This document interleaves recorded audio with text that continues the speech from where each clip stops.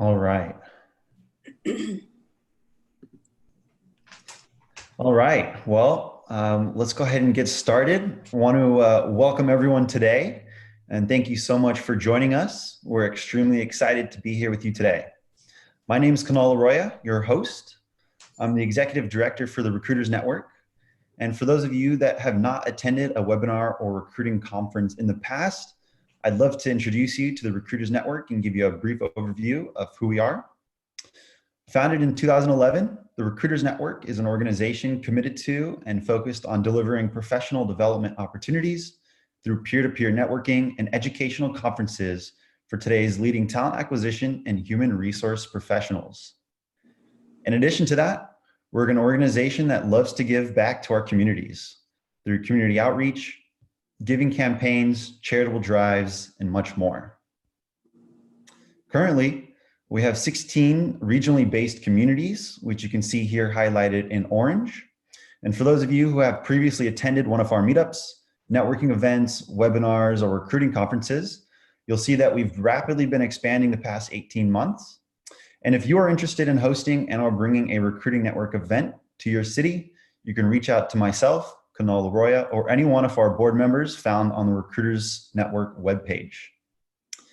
Speaking of events, we do have several upcoming fall recruiting conferences planned, and we'll be launching registration for additional events in the coming weeks. To find out more about any of our upcoming events, simply visit us online at www.recruiters.network. All right, thank you. So, some quick housekeeping items for today. First of all, slides and recordings will be available after the session for your review.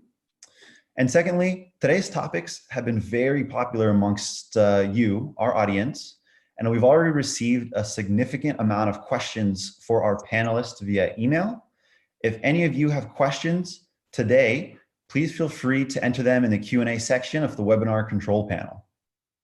And last but not least, let's get social. Let's go ahead and share our knowledge from today and help recruiting and HR professionals who couldn't join today learn from your key takeaways. The hashtag across all social channels is hashtag RECNet. All right, and of course, I want to take a moment to acknowledge our webinar sponsor for today, Glassdoor. You likely know Glassdoor is one of the world's largest job and recruiting sites, which was built on the foundation of increasing workplace transparency. Glassdoor offers millions of latest job listings, combined with a growing database of company reviews, CEO approval ratings, salary reports, and interview reviews. And you can catch them this year at the Recruit Conference in San Francisco on October 23rd. I'll encourage you to check out the Glassdoor Recruit event as they have a great lineup of speakers and content planned for this fall. Thank you again, Glassdoor, our webinar sponsors for today. All right, and last but not least, to our esteemed speakers, thank you for being with us today and open to sharing your insights on how to guarantee great hiring decisions every time. And without further ado, to introduce our speakers, I'll turn it over to our moderator for today, Tiffany Keel, Director of HR Search with Verseek. Tiffany, welcome and thank you for moderating. Thank you, Kunal, I appreciate it. Thank you again to Glassdoor and to our speakers for volunteering your time today to talk with our audience.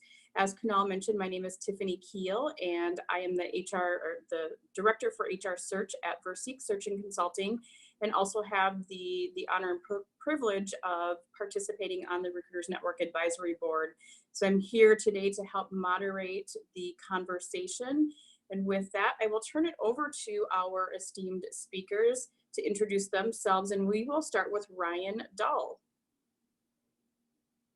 Great. Hi, everyone. I'm Ryan Dull. I'm the CEO of SageMark HR, and we are a consulting firm that helps TA leaders identify best fit technology solutions and innovative process to address biggest issues that you might have, as well as improve performance.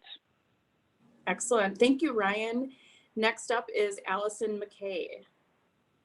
Hi, everybody. I am a full cycle technical recruiter at Facebook. You might have heard of us. Been in recruiting for about 6 years. Previously to Facebook, I was in the agency world. So thanks for having me.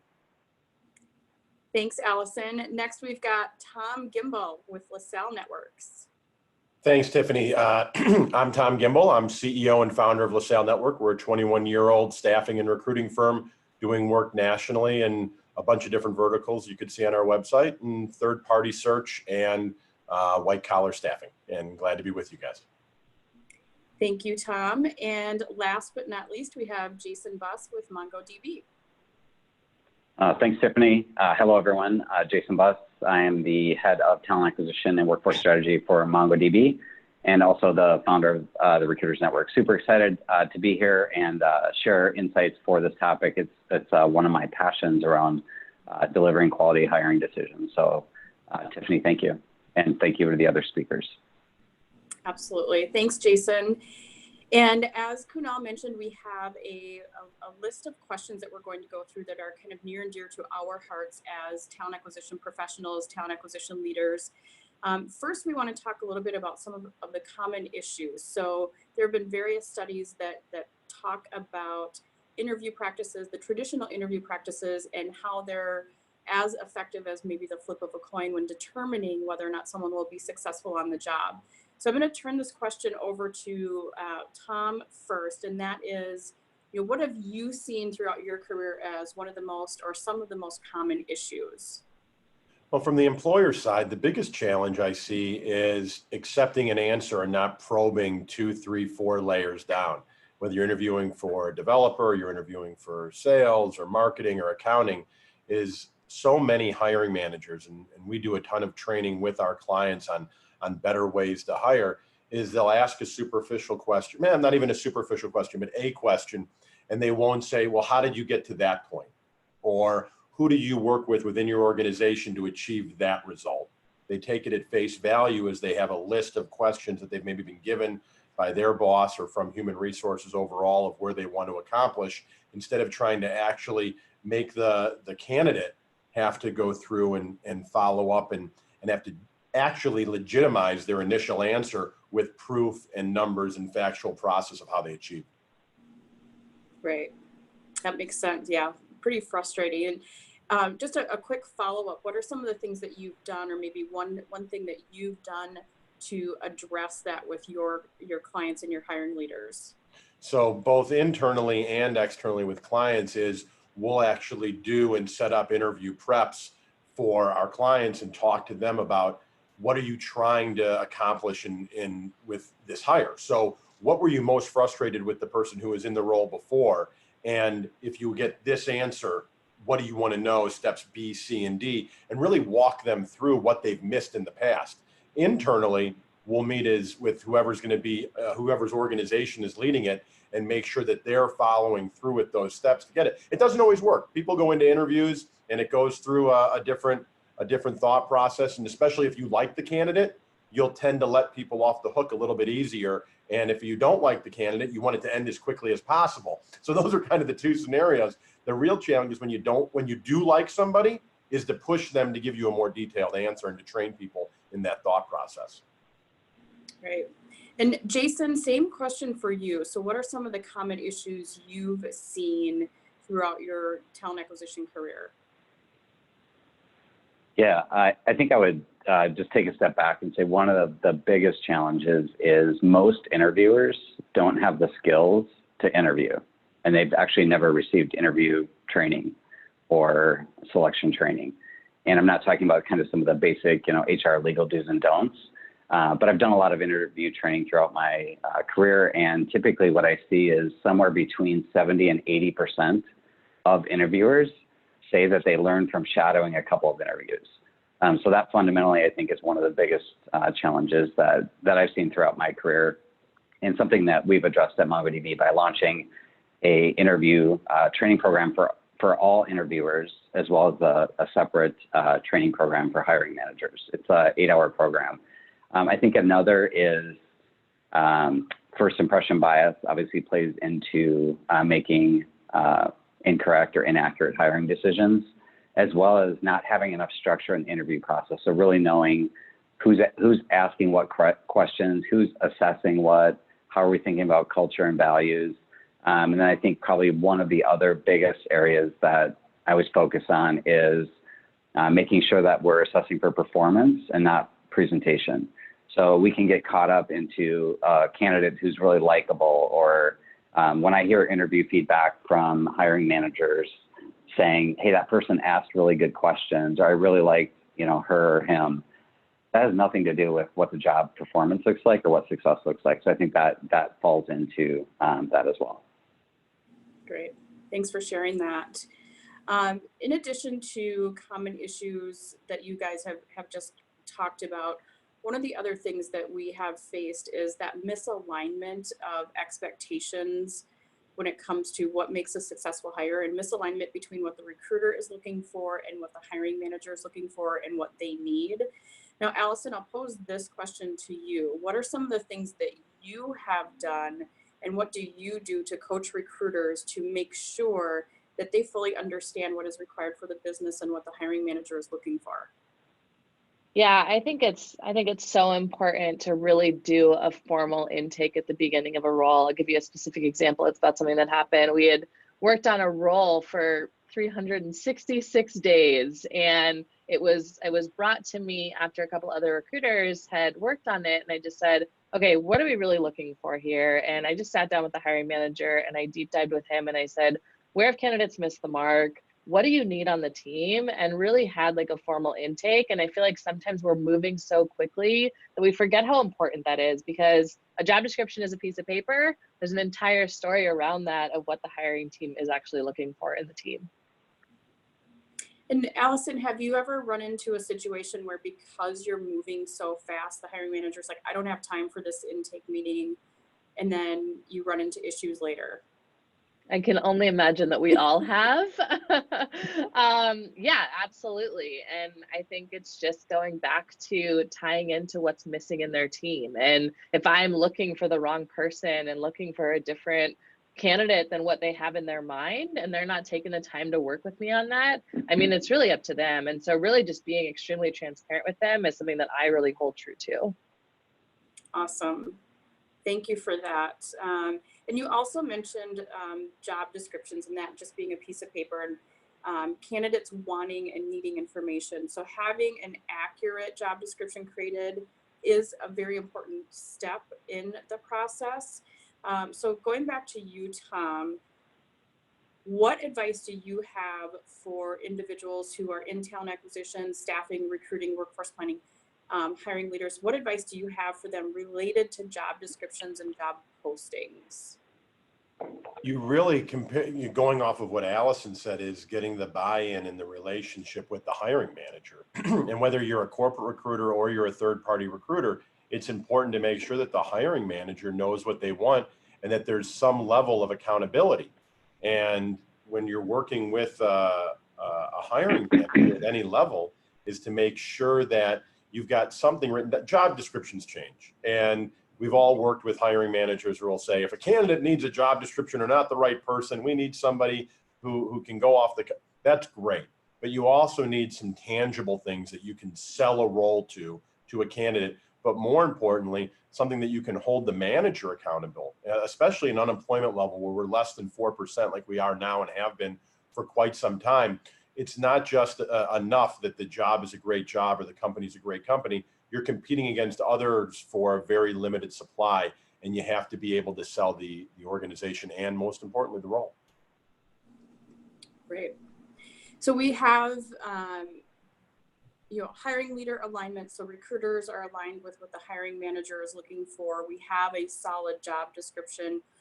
Ryan, we haven't heard from you yet, so I want to transition this conversation over to you, and then also have Allison chime in. But when we have that intake meeting, we have a full understanding of the role, how it fits into the broader organization. The next logical step, obviously, is that recruiter pre-screen. So what are you doing with your pre-screens, or how are you preparing your recruiters to effectively screen candidates either in or out? Yeah, I think it's, the front end of it is critically important, like we talked about, is making sure that you're challenging the hiring managers to really understand what that success profile looks like and getting alignment around that. You can't accept as a recruiter, I'll know it when I see it from the hiring managers. That makes it really difficult for recruiters to obviously find a target. And so once you have that alignment, it's really looking and drilling down on those critical elements that you and the hiring manager have aligned on, making sure that you get good data and information on each of the candidates, not only from screening questions, but also leveraging tools such as assessments and things that align with other parts of your culture or the specific job success profile to make sure that you're getting data and perspective as much as possible on each of the candidates to make sure there's good alignment with that target success profile. Awesome. Then Allison, from your perspective, as far as pre-screening, or you're doing your phone screens and initially having conversations with candidates, what are some techniques that you can share that you have used that hone your skills as a recruiter when you're pre-screening candidates?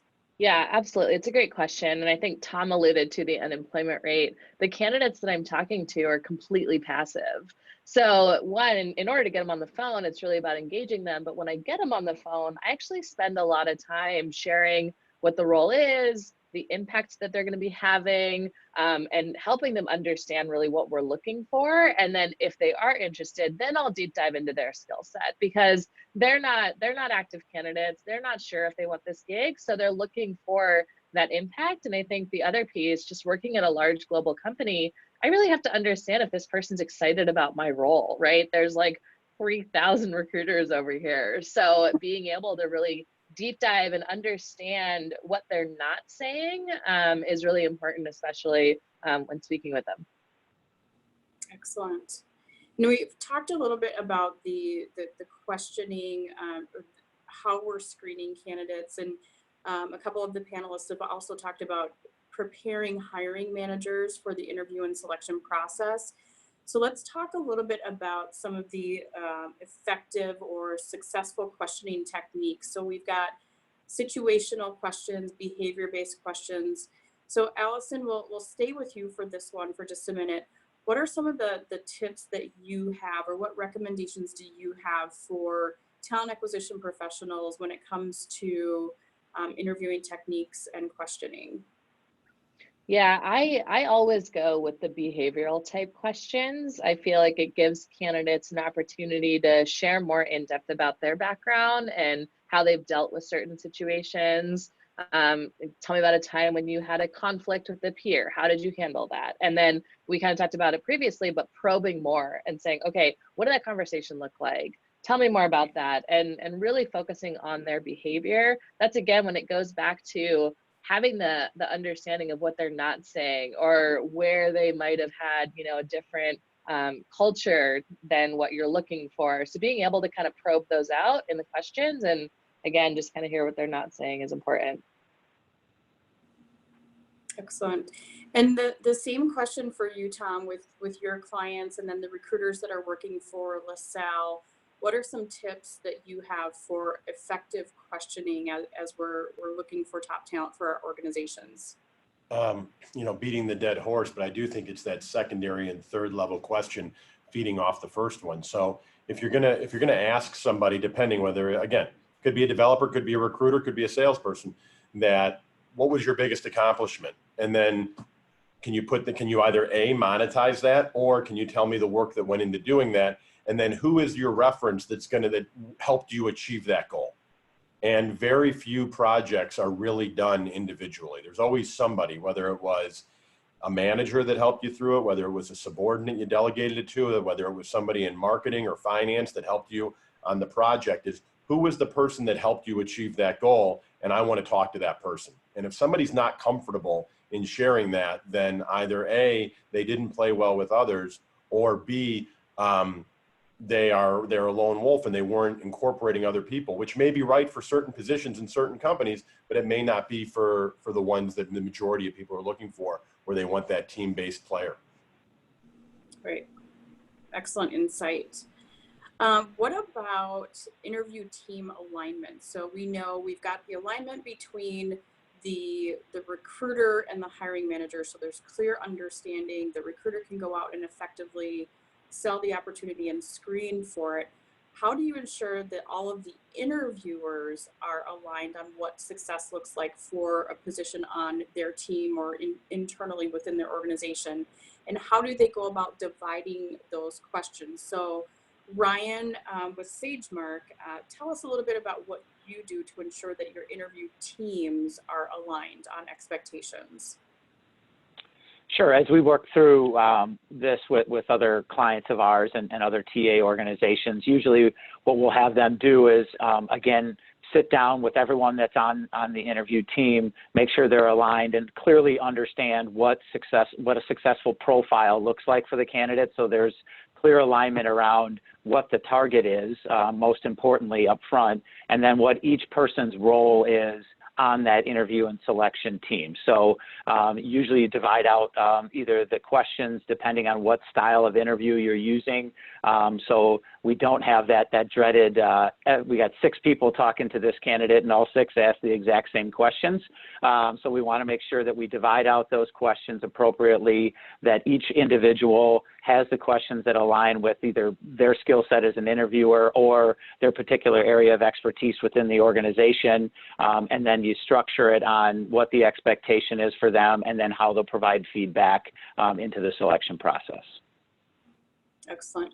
And then how are you summarizing that or getting that, once you have that alignment up front before the interview starts and everyone's collecting their data and information, how then are you collating all of that? What's the wrap up? On the back end, so on the front end, how we structure that is once we get alignment around that, we'll send out, usually encourage our clients to establish some sort of an interview guide or interview packet that each of the interviewers will follow that will go over the specific types of questions that they'll ask, desired responses, and then there at the end of it, some sort of a scoring or feedback mechanism. Ideally, that would be some sort of a text solution that is easy to grab and record. Some clients still are utilizing paper responses that they file, but some sort of a tool that's a scoring mechanism and feedback mechanism to collect that, and then also usually some sort of a debrief session to discuss. Excellent. And I think, like Allison mentioned up front, doing that intake meeting to establish common understanding. I think it's equally as important as you just said, Ryan, to have that debrief meeting as well. Jason, in your experience, what are some of the things that you have done or continue to do to ensure that your interview teams are aligned? Yeah, absolutely. I think we can all relate to an interviewer maybe in an organization saying, hey, I had this interview pop up on my calendar. I'm not 100% sure what it's for, what this job is. And if that happens in your organization, I would say you're doing it wrong. I think as important as the intake meeting that Allison alluded to is having the pre-brief, as some organizations call it, with the hiring team, as Ryan alluded to, and really dividing out who's addressing what and who's asking what questions. And, what I like to share with interviewers, if you have, 45 minutes, say, with a candidate, you can actually only get to probably around 3 questions to go deep enough to Tom's points earlier. Obviously, you're going to ask a lot of follow-up questions, but you're not going to be able to get to, 6 or 10 competencies, as an example, in 45 minutes. There's absolutely no way you'll be able to get enough information to make the right decision. So I think that's one piece on ensuring team alignment. Second is dividing the questions. Again, Ryan alluded to this, but I've heard, from candidates throughout my career, hey, I was asked by all 6 interviewers why I'm looking or why I'm interviewing here. Like that's what gives recruiting and hiring a bad reputation is nuances like that. So making sure that the recruiter plays an absolutely critical part to the interview decision and really managing the interview team with the hiring manager, as I think is really important. And then last is just around ensuring, we talk about alignment around values and culture. How are we dividing and conquering that? Is, each interviewer taking one core value to dig deep in, or is that going to be one interviewer who's just focusing on that? I think is another important aspect of making sure the team's aligned overall. Great. And Jason's question about the division of the questions and making sure that each interviewer is asking different questions. So we had a question from the audience with regard to not having two people ask the same question. So the question is, would you ever do that intentionally so you can compare the two answers later? Yeah, short answer is yes. I think it is okay as long as you share with the candidate, hey, I understand you've had this, just want to have this conversation with you to hear firsthand, or, you know, talk me through that and I'd like to ask some additional follow-up questions. I think that's totally fine. I don't think it's fine if everyone just asked the question because they didn't know that other interviewers, you know, had previously asked. And as far as the interview guides, I mean, we use within our ATS, you know, Ryan alluded to technology on kind of the back end, but each interviewer has an interview guide that's part of the calendar invite, so they can pull up the candidate's profile, the interview guide, and their scorecard. And then after the interview is completed, each interviewer needs to complete the scorecard from the areas that they covered. And we don't extend offers without completed scorecards and candidate packets. So I just wanted to highlight that as well. Awesome, thank you. Jason, you also talked about the importance of culture and an organization's values. And I know we talk a lot as professionals about culture, environment, not just with candidates, but also as interviewers. So as part of delivering candidate experience as well as hiring manager experience, and making sure that we're aligning candidates' values with our company values, what are some of the things that you're using or deploying to ensure that candidates are assessed on culture and that their values align with the values of the organization? Yeah, absolutely. It's a great question. We focus on addressing this through the interview training that I mentioned. So part of it is having common language around how do we, so I'm going to skip values for a second because most organization, you know, has a list of values and a mission statement, et cetera. But how do we talk about our culture? And we don't talk about our culture at MongoDB as an example with, you know, ping pong tables or, you know, free food.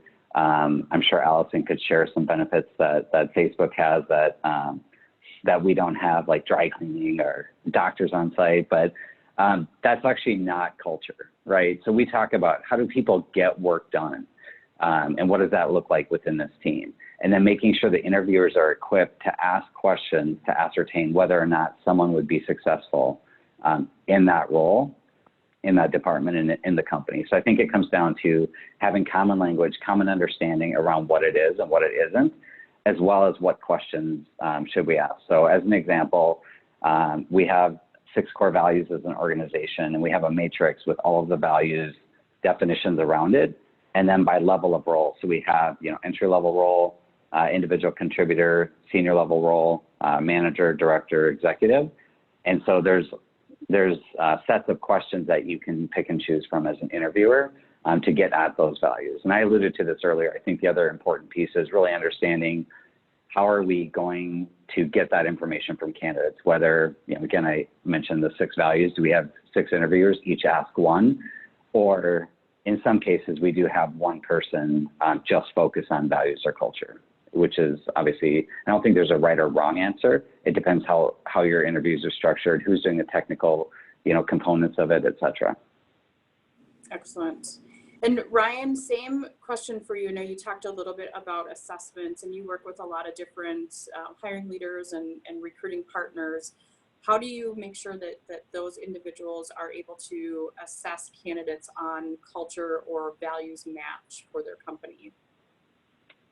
Yeah, I think on the front end or before you even get to that point, I think it's really important for organizations to spend the time and clearly understand kind of the traits and characteristics and behaviors that make people successful in the organization. And equally important, spending the time on the opposite end, understanding those areas that are derailers or make people unsuccessful. So having a really good understanding of that, both against your culture and values in your organization, of understanding what makes people successful and then what the derailers are, and then leveraging that into finding as many data points as you can from different angles on the candidate. So that can be through interviews, it can be through assessments, it can be through automated reference checking tools.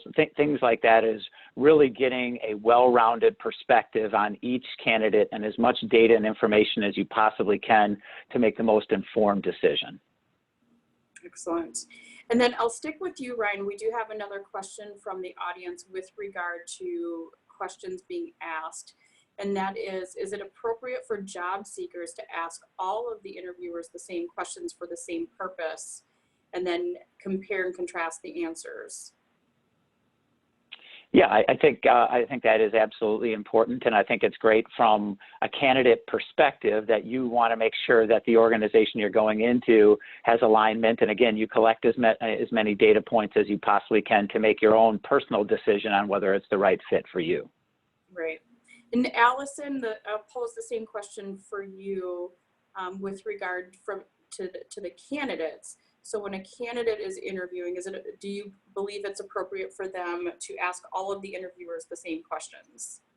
I'm going to agree to disagree, to be honest with you. I think because we do our pre-brief and then we do our debrief, all of the interviewers are calibrated, and then at the end of it, they're all discussing the interview. So I actually talk to my candidates and tell them to ask, maybe they do ask the same question of a couple different people, but the way that we do interviews, we do them, let's just say 5, and each of them are on different subjects. So I encourage them to ask specific questions of each interviewer. If they're going to ask the same question, I typically tell them to ask about day-to-day for each person, because they're going to get a different picture because they're interviewing with cross-functional teams most of the time too. Excellent. So I think it's one of those, the kind of that standard answer of it depends. So it depends on the organization, it depends on the candidate and how they're being prepped. But for the most part, asking 1 or 2 questions of all interviewers is pretty acceptable. And I do the same when I'm prepping candidates. I tell them, you're interviewing the organization as much as they're interviewing you. And Allison, another question for you that came from the audience. So I think early on you had talked about providing interview training for managers when we're talking about the hiring manager alignment and the recruiter alignment. So you work for a large organization currently. One of the questions here is, how do you provide manager interview training? In particular, if you're working for a small organization, they only have new managers or they only have hiring managers go through that recruitment process about once a year. I might not actually be the right person to answer that because I work in a large organization. We have an entire program around interviewing. So if it's a one-off person, then they'd still go through the training, but that's because it's been built as we've scaled. So I don't know if that's the right answer. Maybe somebody that works in the smaller company could answer that one. So Tom, how about from your perspective and in your experience? So you're bringing someone into your organization, your hiring leader, only the last time they went through the process was 2 years ago. How do you conduct that interview training when your organization is smaller? And we do quite a bit of interviewing and hiring and constant growth, but in a non-revenue production department, maybe our accounting and finance or our human resources or our marketing side, we would do that as somebody who's a more seasoned, experienced interviewer would sit down with that hiring manager, and it might not be for an 8-hour process like Jason mentioned that they do, but to talk them through of what's there, and or whoever that person reports to is responsible. My feeling is if somebody's interviewed for a position before, whether it's 2 years ago or yesterday, they've interviewed, they've gone through the process. If they feel comfortable, if their team is stable. A lot of times you can have people who are terrific interviewers and they're terrible managers.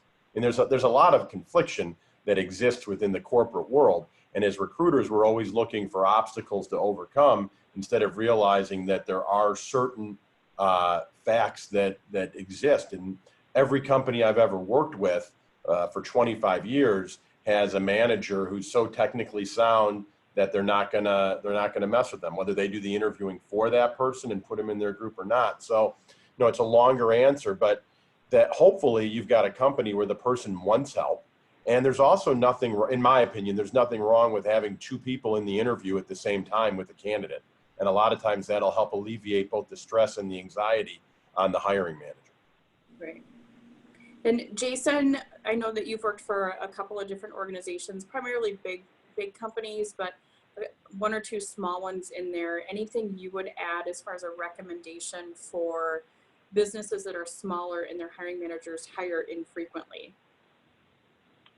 Yeah, I would agree with Tom. I think if if an organization doesn't have a program built, like I referred to earlier that Allison mentioned, then having some playbook that's repeatable and scalable as the company grows on kind of the basic fundamental components to interviews. And I think an example is in any high growth emerging company, you're going to have more and more interviewers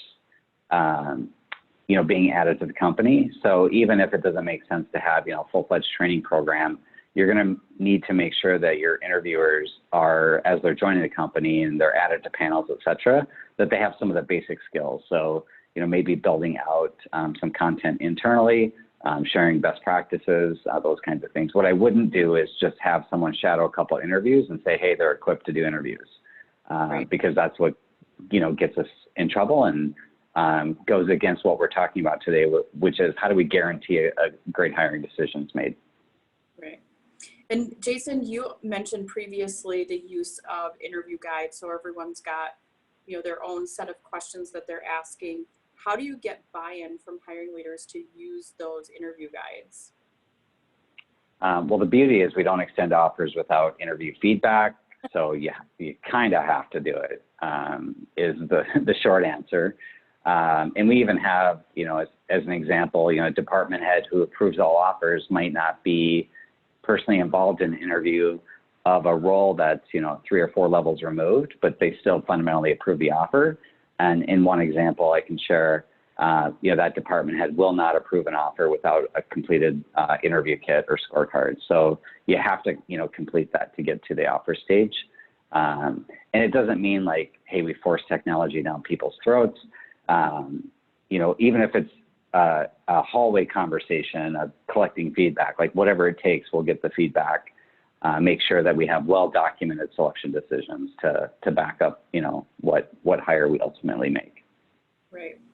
And then what if you're in a situation where you're implementing the use of interview guides and you're getting pushback from your hiring managers? So it sounds like right now, of course, MongoDB has an established process. What if you're in a situation where you're trying to do some continuous improvement and introduce the concept of interview guides and you get pushback?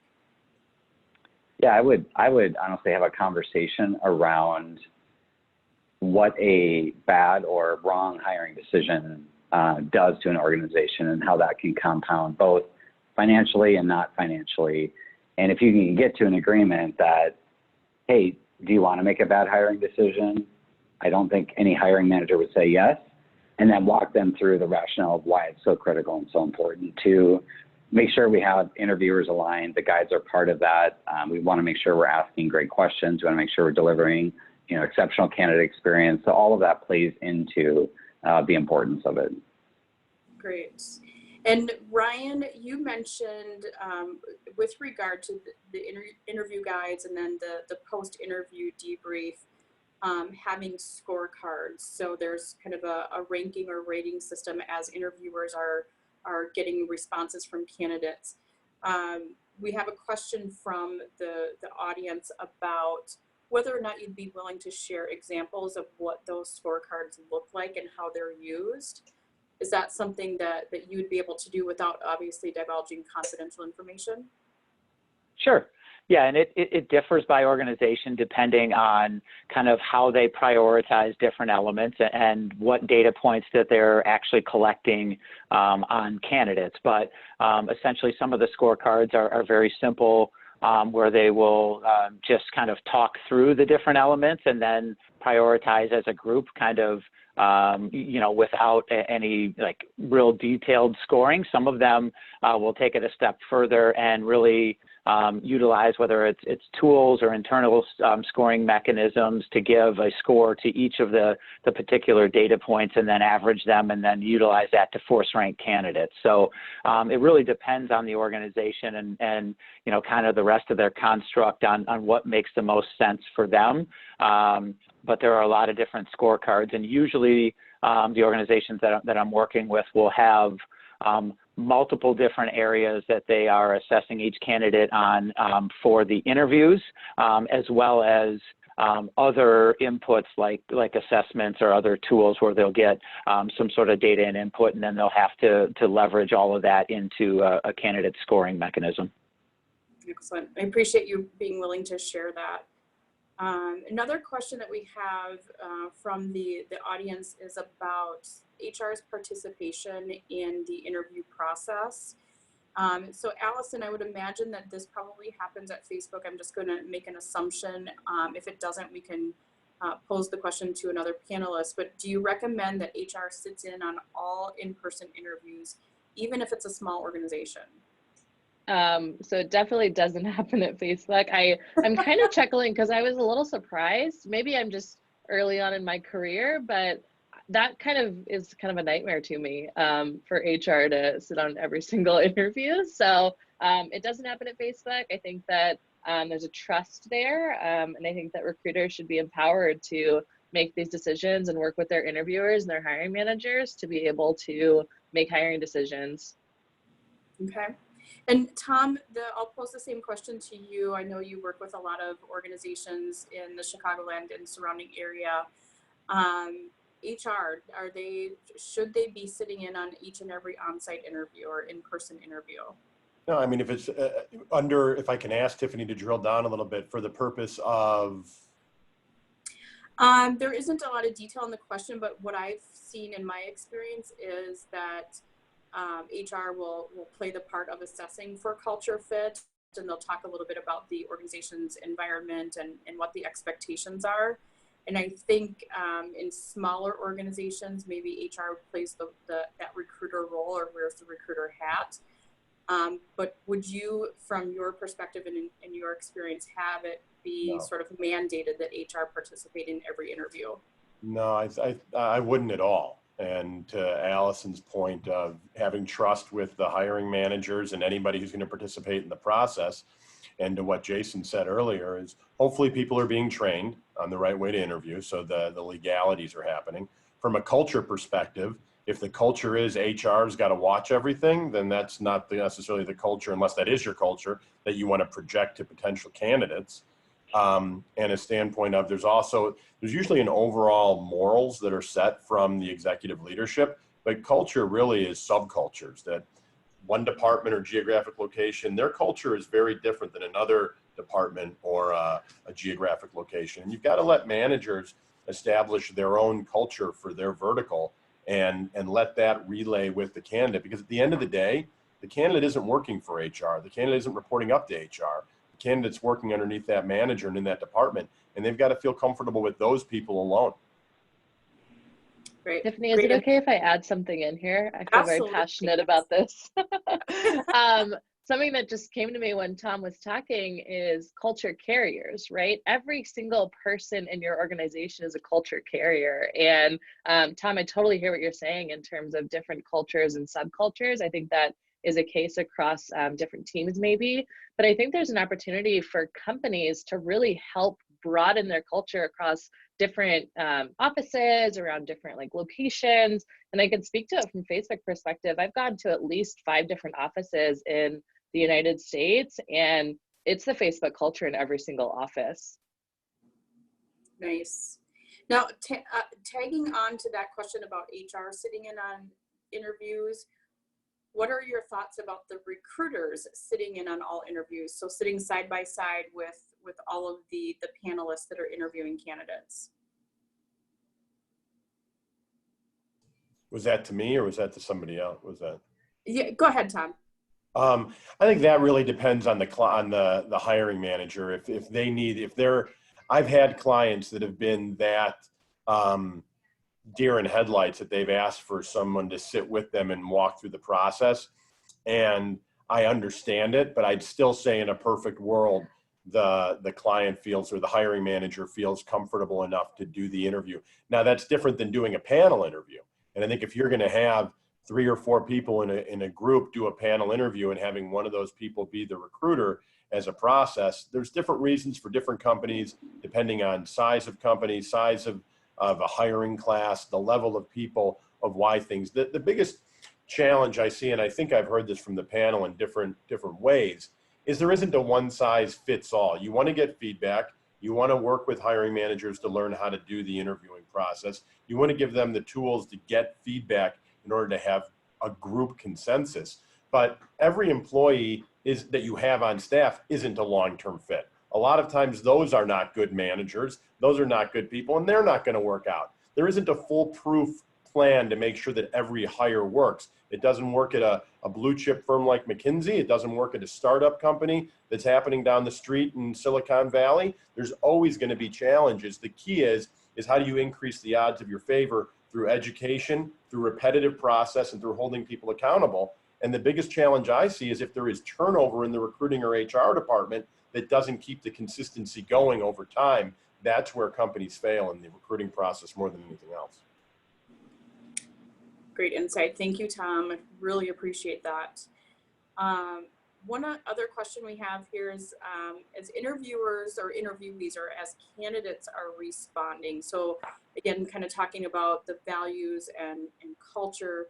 So as candidates are responding, how much weight can we put on how they say or how they respond versus what they are saying? For example, how intelligent they sound or how likable they appear. So Ryan, what do you think about that? Yeah, this is a challenging area, right? As you start getting into bias and communication style and how that impacts people. I think it's easy to say we can have no bias. I think it's in reality, right? Anybody that listens to somebody is developing a bias, and you have to have some sort of an insight on that. I think as much as as much as you can, you want to understand both aspects of not what they're saying and what their response is, as well as if communication is and communication style is important to somebody who's successful in your organization, that can play into it. But I think it's a challenging area. It's continuing to get a lot of heat and light in industry and in the news for sure. Right. And that kind of gets into, questions around diversity. So, if someone is trying to diversify their candidate pool, maybe they're looking specifically for individuals who bring, whether it's a different culture, a different language into the organization. How can we address that in the interview process and still make sure we're not crossing the lines legally? I think one of the ways that you could do that, and I'll turn it over to the other panelists to get the perspective, is that one of the biggest concerns that I usually find with clients is that they base their selection process completely on subjective input from interviewers, and so trying to get some other data points or more objective data on candidates can help in that process and reduce that risk where you've got multiple areas that you're looking at the candidate from versus just opinions or subjective input from interviews. Great. Tom, any insight on that from your perspective as far as you want a diverse candidate pool? How do you get at that without crossing the line? I think the key is when you have diverse candidates and you're interviewing them, is really how important and valuable references are, is to find out how anybody, it doesn't have to be somebody of a minority status, but references are not valued as much as they used to be due to a lot of litigation and issues along those lines. But no one's ever gotten sued for a good reference, as a lot of recruiters have said over the years. And the ability of a candidate who's a good, viable candidate has good, viable references to give you, and to know how people interact. And what Ryan said, I didn't say it exactly this way, but if you have somebody that's in a more verbal, a sales job, a customer service, customer centric, customer success job, how they communicate in their tone and intonation is very important. If you have somebody that you're hiring for an analyst job or an accounting job where they're going to be more head down, that may be a different version of what you're looking for. But it's got to be, the tone is not just set from recruiting and HR. It's really, is there a CEO problem? Or is that person communicating with the recruiters and HR and hiring managers for how they want the company to be and how they want the company to look? Excellent, thank you.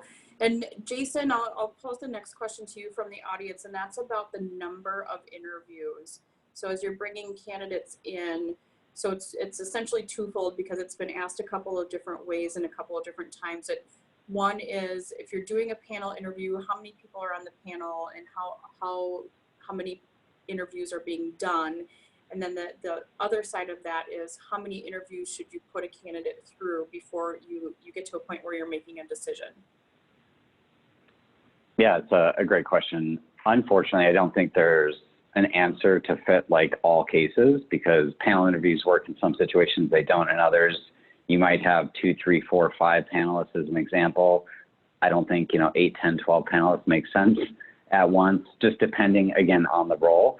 But to use a real example, at MongoDB, we hire, enterprise sales professional, and they go through a sales challenge. Now that is, that candidate presenting a pitch, basically, for lack of better words. And there are more people sitting in that just from audience participation, but that's less of, hey, 8 people ganging up on one candidate. I do think that you need to have a certain cutoff. I think there's research out there that shows anywhere beyond roughly, again, there's different research that contradicts slightly, but anything beyond 5 interviewers does not change the outcome or quality of hire. So I think you're keeping that in mind.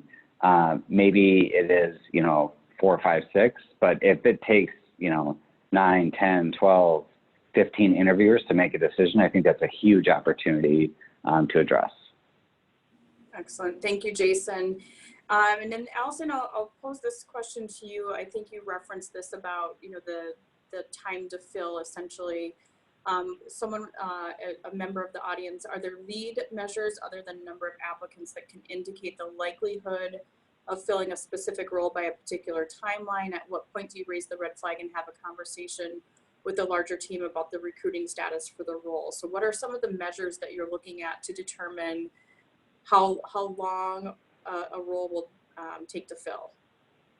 Yeah, I think I look at it through the entire funnel in terms of how many people I'm reaching out to, how many people get back to me, what's the positive response rate there, moving people to, we do 2 interviews typically, a phone screen and an on-site interview. So how many people are getting to the phone screen, to the on-site interview? And I think that I'm constantly looking at that at the beginning of the process, just to really calibrate with the hiring manager, sharing those data metrics with them. And then if we're getting to a point where I'm not seeing a lot of people move from the phone screen to the on-site stage, then I go back and say, okay, I'm asking these questions, which we discussed in the intake form.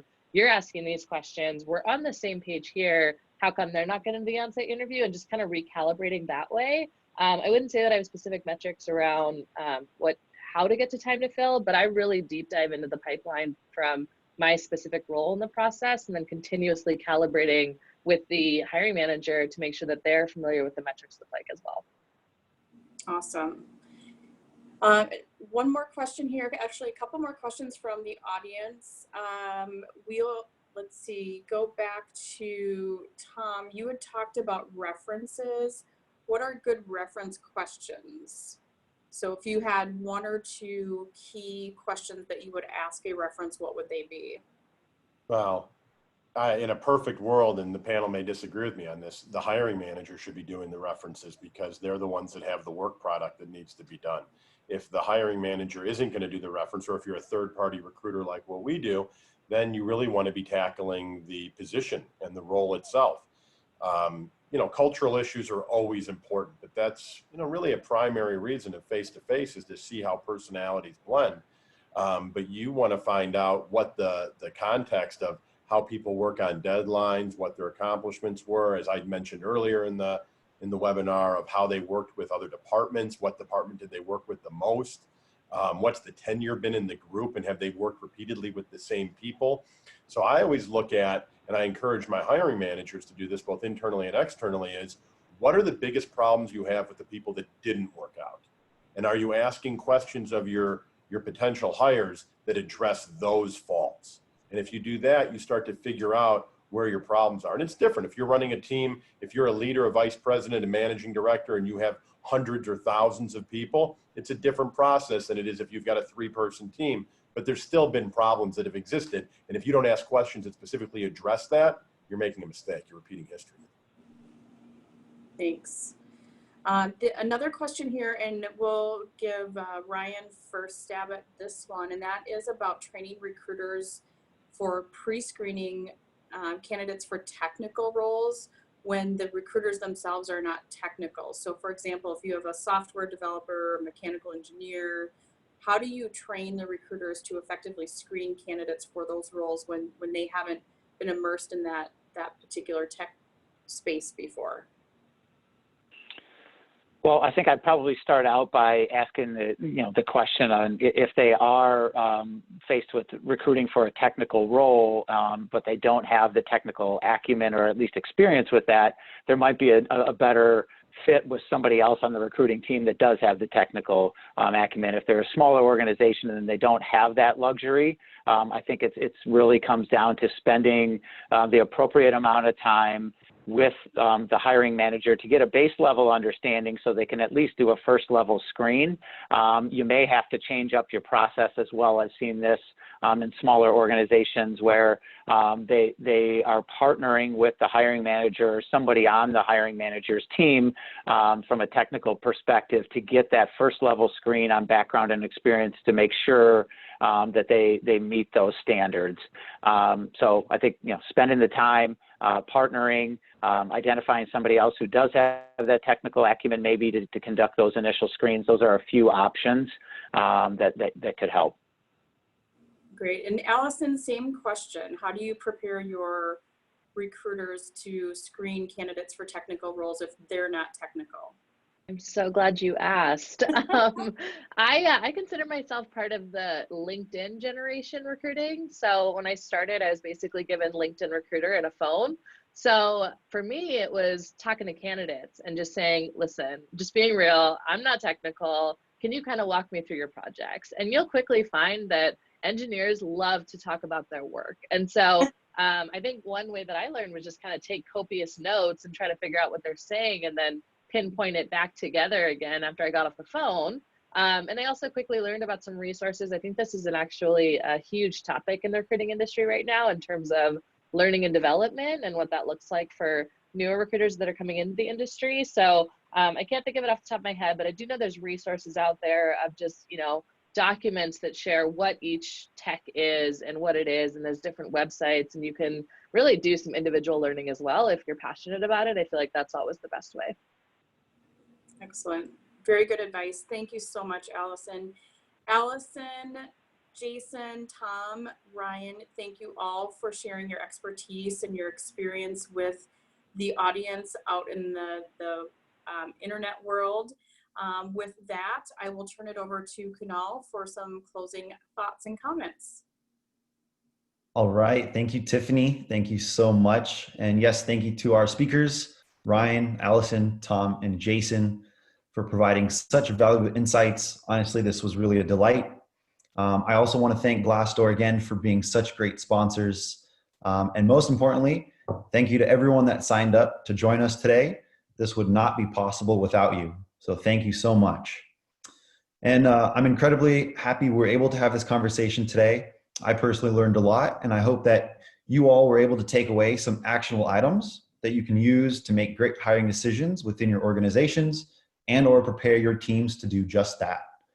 And as we wrap up, don't forget to check out upcoming conferences this fall at a city near you at www.recruiters.network. Until next time, I'm Kunal Arroyo, and we are the Recruiters Network. Thank you all so much.